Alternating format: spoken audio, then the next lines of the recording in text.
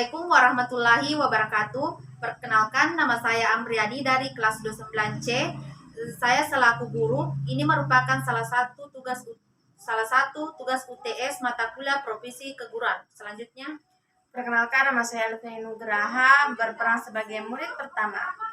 Perkenalkan, nama saya Mesari, berperan sebagai murid kedua. Perkenalkan, nama saya Suci Karisma Said, berperan sebagai murid ketiga. Terima kasih. Selamat menyaksikan. Assalamualaikum warahmatullahi wabarakatuh. Waalaikumsalam warahmatullahi wabarakatuh. Selamat pagi anak-anak. Pagi, Bu. Bagaimana kabarnya hari ini? Alhamdulillah baik, Bu. Anak-anakku, silakan perbaiki duduknya dan lihat sampah di sekitarnya, karena kebersihan adalah sebagian dari iman. Untuk memulai pembelajaran kita hari ini, saya persilakan kepada ketua kelas memimpin doa untuk memulai pembelajaran hari ini.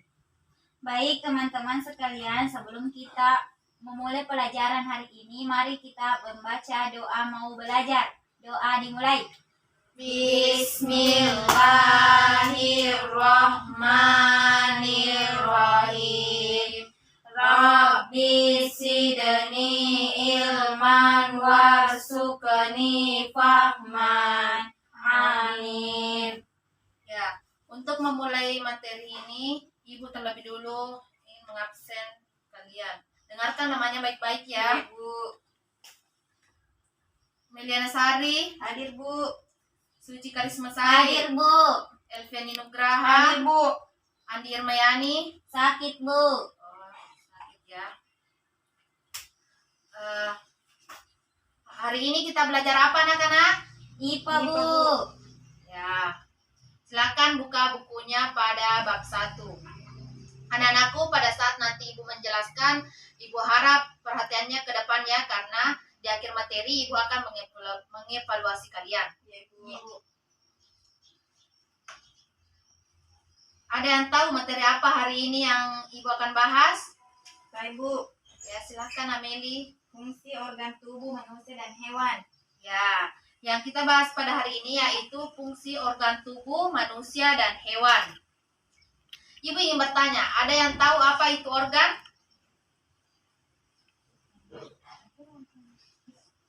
Tidak, Bu.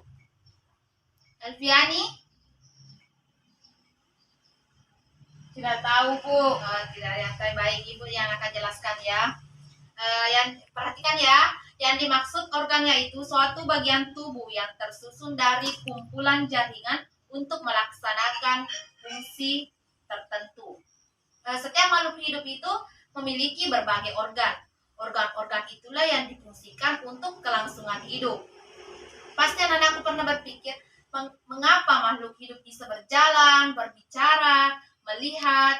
Karena ia memiliki organ-organ yang memiliki fungsi tertentu kepada makhluk hidup, sehingga dia bisa berjalan, melihat, dan bernapas. Kita masuk pada bagian A, organ pernapasan manusia dan hewan. Setiap manusia dan hewan termasuk makhluk hidup. Keduanya mempunyai kesamaan. Ada yang tahu kesamaan manusia dan hewan? Saya, Bu. Ya, silakan. Sama-sama ciptaan Tuhan dan sama-sama hidup. Ya, Sama-sama memerlukan makanan, Bu. ya, terima kasih atas jawaban. Beri dulu aplaus kepada temannya. Ya, salah satu kesamaan manusia dan hewan yaitu adalah pernapasan. Manusia memerlukan organ pernapasan, begitupun dengan hewan. 1. Organ pernapasan manusia. Ada yang tahu apa itu bernapas? Saya, Bu. Ya, silakan Nak Suci. Bernafas adalah salah satu ciri dari makhluk hidup. Kegiatan bernafas membedakan makhluk hidup dengan benda mati. Ya, bernapas adalah salah satu ciri makhluk hidup. Kegiatan bernapas membedakan makhluk hidup dengan benda mati.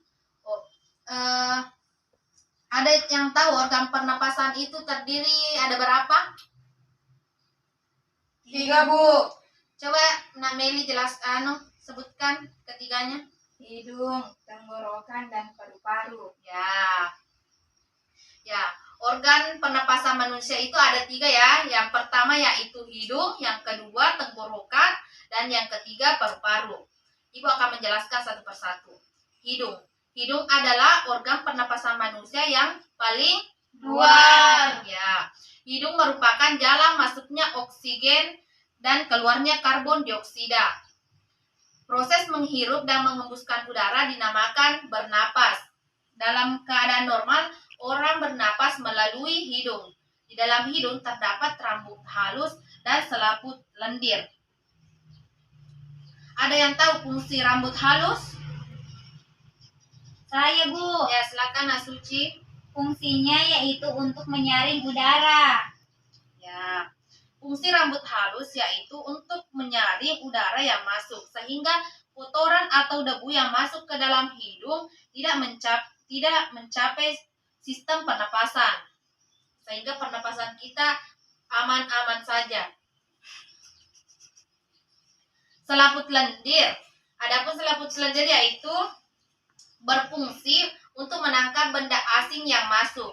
Di dalam rongga hidung terdapat alat-alat pengatur suhu, juga mengatur kesesuaian suhu tubuh dan kelembaban udara. Yang kedua yaitu tenggorokan. Silakan Nasuci baca penjelasan bagian B, tenggorokan. Baik, tenggorokan. Saat menghirup udara, kemanakah udara tersebut? Udara pertama masuk melalui faring. Faring merupakan persimpangan rongga mulut dan rongga hidung. Udara dari faring melewati laring menuju trakea. Dalam trakea terdapat selaput lendir dan sel berambut getar.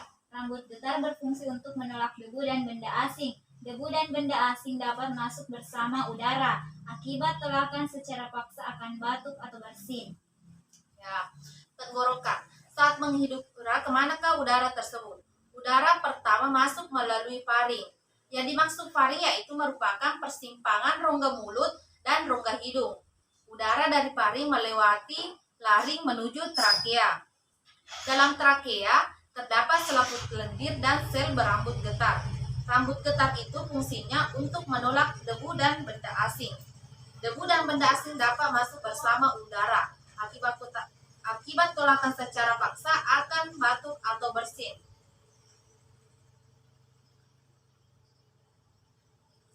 Trakea. Trakea itu bercabang menjadi 2 cabang, yaitu batang tenggorokan atau yang dimaksud bronkus. Percabangan tersebut adalah bronkus sebelah kiri dan sebelah kanan. Coba Nak Meli baca bagian C, paru-paru. C. Paru-paru. Paru-paru sebetulnya merupakan sekumpulan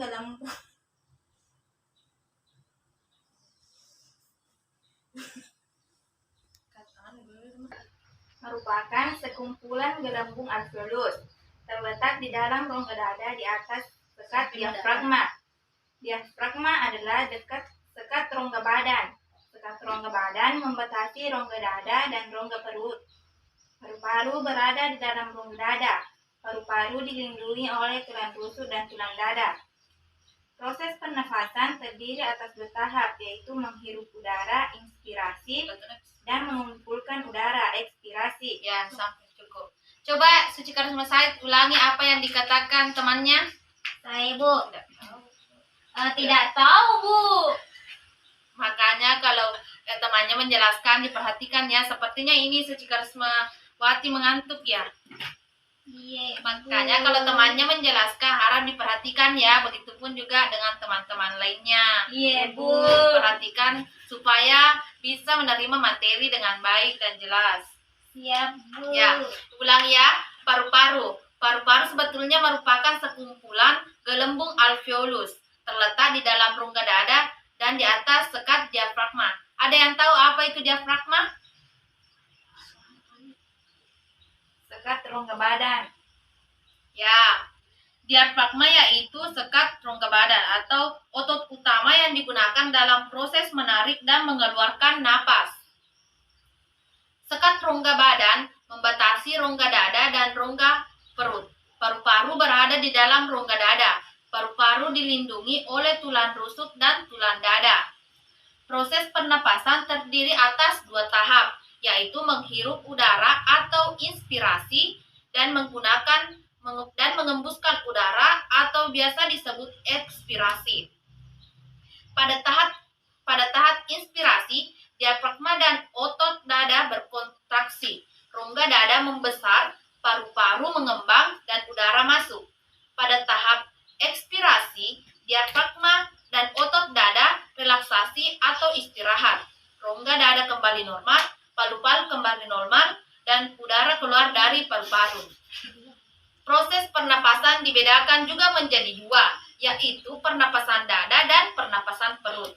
Pernapasan dada akibat kontraksi otot antar tulang rusuk, sedangkan pernapasan perut akibat kontraksi diafragma.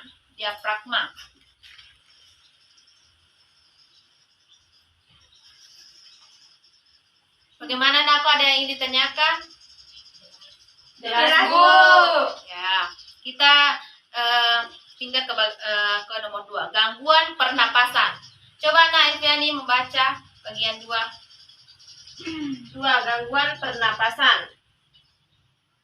Untuk memenuhi kebutuhan maka dibangun berbagai pabrik.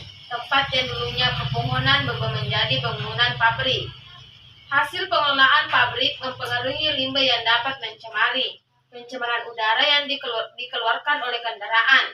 Udara kotor yang dihirup manusia berdampak bagi kesehatan, terutama yang ada hubungannya dengan alat pernapasan. Ya, terima kasih Nak Elvi. 2. Gangguan pernapasan. Seiring kemajuan zaman, kebutuhan manusia semakin meningkat. Untuk memenuhi kebutuhan, maka dibangun berbagai pabrik. Seperti di kota-kota, banyak pabrik yang dibangun. Beda dengan di desa, masih kurang sehingga oksigen masih alami daripada di kota. Tempat yang dulunya perpohonan berubah menjadi pabrik. Pembangunan pabrik akan mengurangi jumlah oksigen. Hasil pengolahan pabrik mempengaruhi limbah yang dapat mencemari. Pencemaran udara yang dikeluarkan oleh kendaraan. Misalnya kita berkunjung di kota-kota besar, banyak kendaraan dan asapnya bisa kita hirup sehingga dapat mengganggu pernapasan kita. Beda dengan di desa, masih banyak pepohonan-pepohonan yang alami sehingga masih pernapasan kita masih sempurna. Tidak heran jika di daerah perkotaan udaranya kurang sehat. Udara kotor yang dihirup manusia berdampak bagi kesehatan, terutama yang ada hubungannya dengan alat pernapasan. A. Asap pabrik atau kendaraan bermotor. Gas CO2 atau biasa disebut karbon monoksida dihasilkan dari kendaraan bermotor. Bila terhirup akan menghalangi darah mengikat oksigen. Oksigen akan diedarkan ke seluruh tubuh. Akibatnya tubuh akan kekurangan oksigen untuk proses pembakaran. Akhirnya kita merasa sesak napas karena menghirup udara kotor dari kendaraan bermotor atau dari limbah-limbah pabrik. Demikian juga gas CO2 atau karbon dioksida. Contohnya kendaraan bermotor, pabrik, dan kompor minyak tanah. Bila melebihi menyebabkan tumbuhan tidak lagi mampu mengubah CO2 menjadi O2. Sisa-sisa CO2 akan membentuk isolasi atmosfer sehingga menghalangi kembali panas bumi. Hal ini panas bumi meningkat. Yang ketiga yaitu organ pernapasan hewan. Sama halnya seperti manusia. Hewan memiliki organ pernapasan. Organ pernapasan hewan lebih sederhana dibandingkan manusia. Ada yang tahu apakah pernapasan manusia sama dengan ikan? Beda, Bu. Ya, beda ya. Ikan adalah hewan yang hidup di dalam air. Hewan air bernapas menggunakan Insan. Ya, betul sekali. Ikan berjumlah berapa? 4 pasang ya. Letak insang ada Di samping ada yang tahu? kanan dan samping kiri kepala. Ya, Bu. Oh, di kuping. Ya, kurang tepat ya. Ingat, letak insang ada di samping kanan dan kiri kepala. Ikan. Anak-anakku pernah melihat ikan? Pernah. Ya, sering ya. Kalau ke pasar, makan. ya sering dimakan. Proses pernapasan insan dilindungi oleh tutup insan. Proses pernapasan pada ikan yaitu air masuk ke rongga mulut sementara tutup insang menutup. Kemudian air dikeluarkan melalui tutup insang. Oksigen yang terkandung dalam air diikat oleh kapiler darah pada insang. Karbon dioksida dikeluarkan melalui insang. Proses ini terjadi saat air melewati insang. B. Cacing. Ada yang pernah lihat cacing? Ada, Bu. Di mana? Di tanah. Di tanah ya. Ada yang tahu cacing bernapas menggunakan apa? Kulit. Ya, betul sekali anak-anakku ya. Pintar-pintar ya. Aktif semua. Cacing bernapas menggunakan kulit. Pada permukaan kulit terdapat banyak pembuluh darah. Suci Karismawati, apa yang dibicarakan? Tidak, Bu. Ya, kita perhatikan ya. Cacing dapat secara langsung menyerap oksigen dan mengeluarkan karbon dioksida. Keluar masuknya oksigen dan karbon dioksida melalui kulit. Maka cacing sering kita jumpai di tempat-tempat basah seperti sering di dekat comberan, tempat basah atau lembab dan sehingga mempermudah pernapasan cacing. Ya, sampai di sini ada anak-anakku ada yang ingin bertanya? Tidak ada, Bu. Jelasin, Bu. Oh ya, cukup sampai di sini dulu materi kita hari ini karena masih ada waktu 15 menit. Ibu akan memberikan evaluasi kepada kalian cukup 3 nomor karena Ibu ingin melihat sampai di mana pemahaman kalian. Ibu akan bagikan kertas.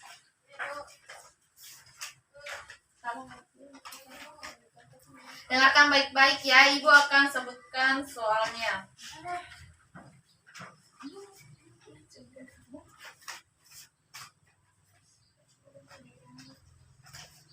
Yang pertama yaitu jelaskan proses pernapasan pada ikan. Sudah? Sudah. Yang kedua, sebutkan organ pernapasan pada manusia. Yang ketiga, sebutkan 3 jenis gigi dan jelaskan fungsinya. Sudah? Sudah, Bu. Ya, saya kasih waktu 15 menit. Silakan dikerjakan ya.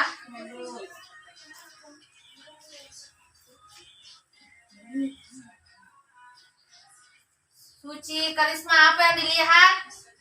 Buku, Bu. Kenapa lihat buku? Sini bukunya, sini ulangannya. Ya, ini perlakuan tidak boleh dicontoh teman-temannya ya. Iya, Bu. Karena ini merupakan tindakan kriminal. Kenapa melihat buku, Suci? Tidak belajar semalam, Bu. Kan Ibu sudah sampaikan. Untuk teman-temannya jangan ada yang mencontoh temannya ya. Kalau mau ujian yaitu kita harus belajar supaya Ibu bisa menilai sampai di mana pemahaman kalian. Sudah, Bu. Bagaimana? Sudah, Bu, saya. Silakan kumpul.